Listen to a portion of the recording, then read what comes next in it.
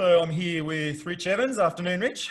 G'day, how you going, Matt? Yeah, all right. I was trying to think of a bit of an intro, and it's a bit hard. You can't really pigeonhole Rich. I was thinking entrepreneur, CEO, newspaper editor, community organizer, all-round good guy.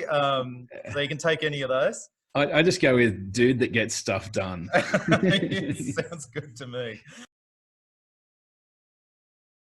Or Portland, never heard of it. Let's just pull in there and maybe there'll be a bathroom there. So we pulled in, we found a bathroom, and then we had a little walk around the streets, and it was all very nice and reminded me of the old sort of suburban streets. My granddad had some shops down in Ruddy Hill when I was a kid, and it just sort of looked like a little streetscape like that. And I was like, this is really cool. And then we walked around the corner to the real estate and was blown away. So the prices were like crazy cheap. And I was like, well, maybe this is it. And so having young kids, the school was a determining factor. So Kelly came up the following week, went to the school.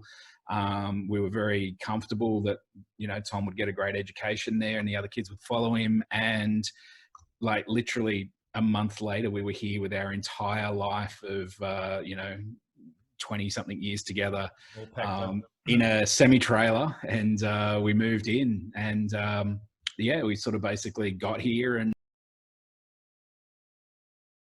you know how I'm not really doing much at the moment? What about we start a newspaper? Now that doesn't sound like something most people would say, let's start a newspaper.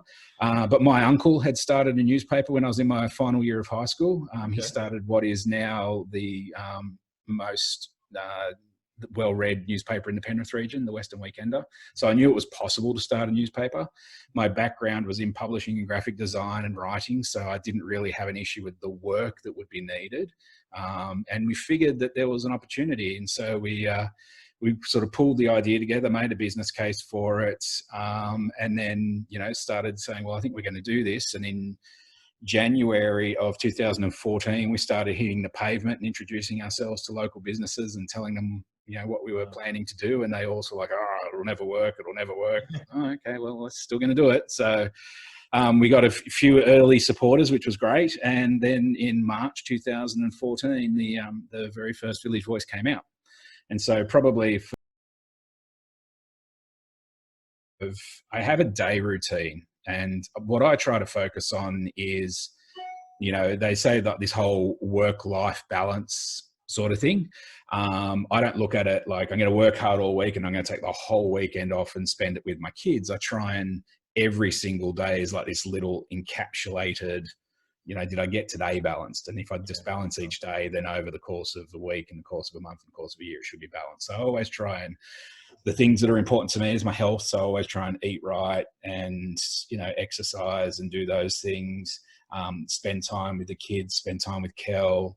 And then, I've just got this long list of jobs that need to do and, many hats and priorities, but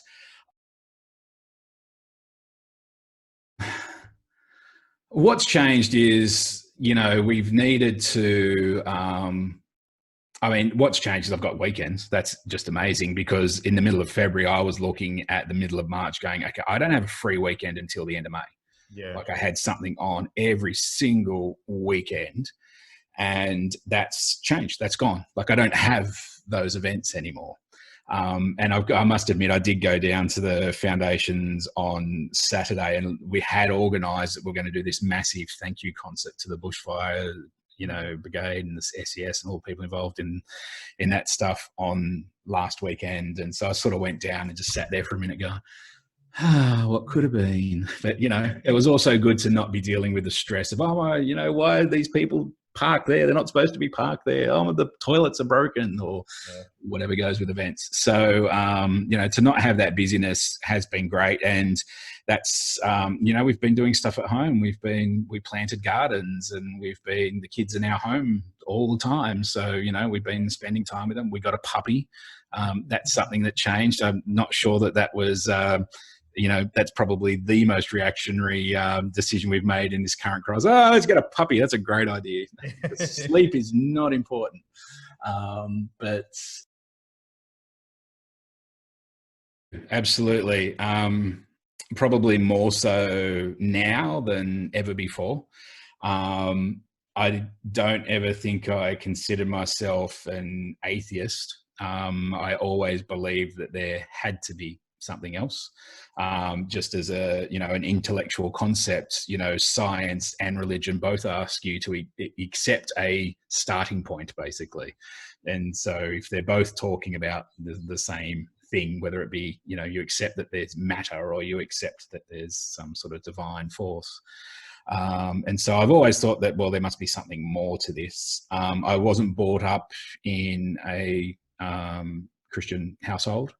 I think I was baptized at the Church of England, but I think that's because my grandfather built the church. I don't think that was a decision. That's why we had to do it that way. And like, we hadn't had our children baptized. Kelly and I were married in a park the first time, and then in the grounds of Hoskins the second time. But I guess where I've always had this belief that there must be something more. I've always had a intrigue in trying to discover what that more was and how that related to me. I'd probably approach spirituality more through, I guess, a Buddhist lens in the past. But always tried to just, live my life with some sort of moral code that would probably be very aligned with Christian values as well. Do right by others and, look after everybody else, how you want to be treated and all those, sorts of things. But then my accident, again, one of these amazing turning points in my life, like when I actually came off my bike, and I don't know if you and I have actually had this conversation, and I will try and get through it without tearing up, which would be the first time in the past 12 months. I knew I wasn't going to die.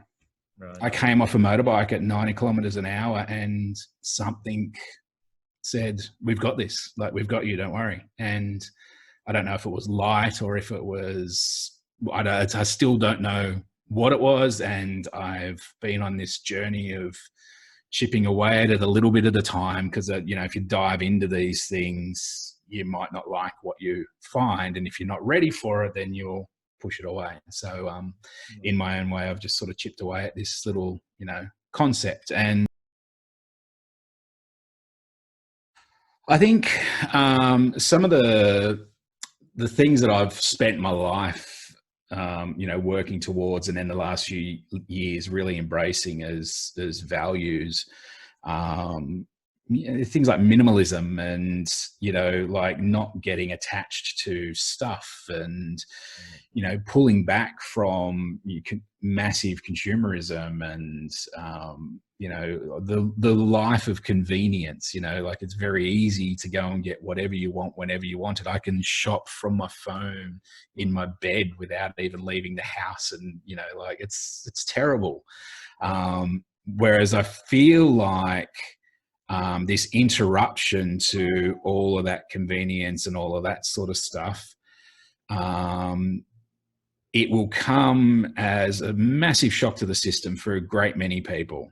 And probably more so for our friends across on the other side of the mountain that live in high density metropolitan areas. Yeah. People on this side of the mountain tend to be a little bit more self-sufficient and resilient. But, simple things like growing your own veggies and just doing stuff that, our grandparents, that was just how they lived. I think life can get a lot simpler from this. And my hope is that perhaps if life got a lot simpler, then, all of these things might not be as big a problem as what they are. And I think that